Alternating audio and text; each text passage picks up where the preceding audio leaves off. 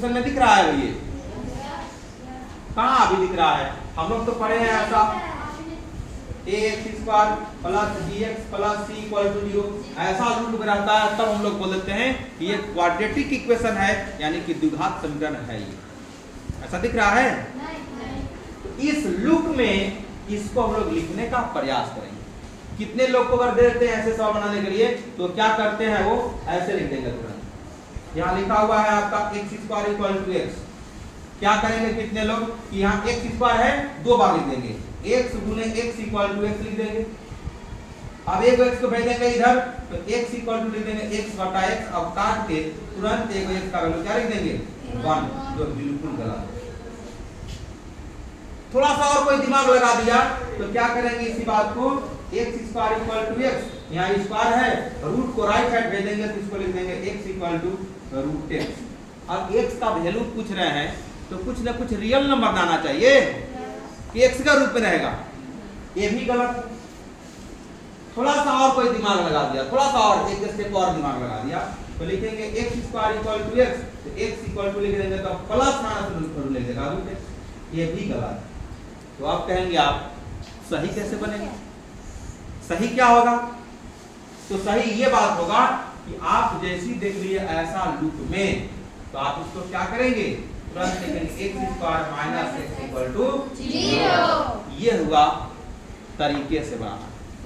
तो आप देख रहे होंगे कि x कॉमन भी है, तो x माइनस 1 बच जाएगा इक्वल टू 0। तो एक बार इसके लिए इक्वल टू 0 हो जाएगा, x इक्वल टू 0।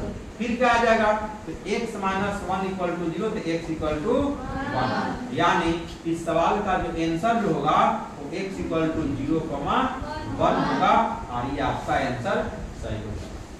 ग्राफिकली से थोड़ा सा देखिएगा इसको कैसे बनाते हैं इसे, क्योंकि कुछ ग्राफ भी आप लोग को बताया गया है ना, वो कैसे बनता है तो देखिएगा। यहाँ x² पहले ये बात है, तो आप देखिएगा तो x² का जो ग्राफ जो बनता है ना, वो कुछ ये हो गया x एक्सिस, ये हो गया y एक्सिस, ये कुछ ग्राफ ऐसे बनता है।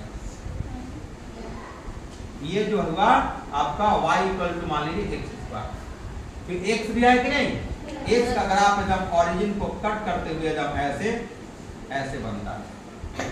ये y इक्वल टू x है। y यहाँ पर क्या है, एक फंक्शन है, यानी कि fx इक्वल टू x है। ये y इक्वल टू यानी कि fx है, fx इक्वल टू x² है ये बात। तो देख रहे होंगे आप कि ये वाला लेवल जो है ये 1 पर गया है। कितना पर गया है, 1 पर। और ये भी लेवल जो होगा कितना, 1 पर। तो ये वाला पॉइंट आप बता सकते हैं 1,1 रहेगा कि नहीं। ये वाला आपका ओरिजिन है, यानी कि 0,0 है। तो कई जगह कटा, देखिए 0 और 1 पर कटा है कि नहीं। यही इसका दोनों सोल्यूशन है। इसीलिए ग्राफ का आइडिया अगर लग जाता है तो आप सॉल्यूशन तो छोड़ दीजिए, लेकिन उसका नंबर ऑफ सॉल्यूशन हम लोग बता देंगे। उसके नंबर ऑफ सॉल्यूशन कै गो होगा, जो दिख नहीं रहा है हमको आसपास, लेकिन बता देंगे कि नंबर ऑफ सॉल्यूशन कै होगा। सॉल्यूशन और नंबर ऑफ सॉल्यूशन में बहुत फर्क होता है। सॉल्यूशन मतलब एग्जैक्ट सॉल्यूशन, जैसे यहाँ देखिए 0,1 आ गया। नंबर ऑफ सॉल्यूशन मतलब जितना जगह दो ग्राफ आपस में मिलकर के इंटरसेक्ट करते हैं, यानी कि कट करते हैं, उतना उसका नंबर ऑफ सॉल्यूशन होगा। समझा क्या बात। ये सब कंडीशन है, तो ये सब ग्राफ को भी आइडिया आना चाहिए, कर्व भी खींचने आना चाहिए। क्योंकि आपको हम बताए थे इस तरह से कहीं भी अगर मान लीजिए ग्राफ में कहीं अगर टच भी करता है, जैसे यहाँ से ऐसे चला, ऐसे आया, ऐसे आया, और यहाँ से ऐसे टच करते हुए ऐसे निकल गया। देख लिए, एक कट किया देखिए यहाँ पे, एक कट किया यहाँ पे, एक कट किया यहाँ पे, और यहाँ पर देखिए टच किया। ये आपका x एक्सिस है और ये आपका y एक्सिस है। ये आपका मान लीजिए फंक्शन है, ये आपका फंक्शन मान लीजिए gx फंक्शन है, कोई कर्व है। ये x को जितने जगह कट करता है या टच करता है उसका उतना नंबर ऑफ सॉल्यूशन होता है। अभी से ये चीज नोट कर लीजिएगा। एक यहाँ, एक यहाँ, एक यहाँ, एक यहाँ, तीन जगह तो कट किया है, अभी जगह यहाँ टच किया है कि नहीं। इसका नंबर ऑफ सॉल्यूशन क्या हुआ आएगा, 4 हुआ आएगा इसका नंबर ऑफ सॉल्यूशन। अब क्या क्या आएगा वो मुझे भी पता, लेकिन एक कर्व खींच देंगे तो पता कर लेंगे इसमें हम लोग इसका नंबर ऑफ सॉल्यूशन क्या होगा। समझ रहे बात को ना?